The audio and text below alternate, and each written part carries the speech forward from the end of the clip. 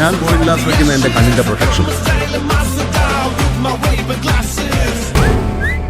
ഇതുപോലെ നമ്മുടെ എർത്തിനെയും പ്രൊട്ടക്ട് ചെയ്യുന്നൊരു കൂളിംഗ് ഗ്ലാസ് ഉണ്ട്. ഏതാണെന്നറിയോ?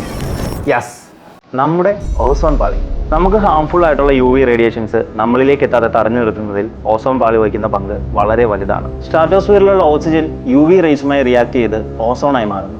ഭൂമിയിലേക്ക് വരുന്ന 97% UV റേസും ഇതുപോലെ ബ്ലോക്ക് ചെയ്യപ്പെടും. ഇങ്ങനെ രൂപപ്പെടുന്ന ഓസോൺ അന്തരീക്ഷത്തിൽ ഒരു പുതപ്പ് പോലെ പ്രവർത്തിച്ച് ഭൂമിയെ സംരക്ഷിക്കുന്നു. എന്നാൽ ക്ലോറോഫ്ലൂറോ കാർബൺ, ഹാലോൺസ് പോലെയുള്ള കെമിക്കലുകൾ ഓസോണിനെ വിഘടിപ്പിച്ച് വീണ്ടും ഓസോൺ പാളിയെ പതിയെ ഇല്ലാതാക്കും. ഓസോൺ പാളിയുടെ സംരക്ഷണത്തിനായി നടന്ന വിയന്ന കൺവെൻഷൻ പ്രകാരം 1987 ലോകരാജ്യങ്ങൾ ഒപ്പുവെച്ച മോൺട്രിയൽ പ്രോട്ടോകോൾ CFC പോലെയുള്ള ഓസോൺ ഡിപ്ലേറ്റിംഗ് സബ്സ്റ്റൻസുകളുടെ ഉപയോഗം പൂർണ്ണമായും ഇല്ലാതെയാക്കി ഓസോൺ പാളിയെ സംരക്ഷിക്കുന്നതിന് വേണ്ടിയുള്ളതാണ്.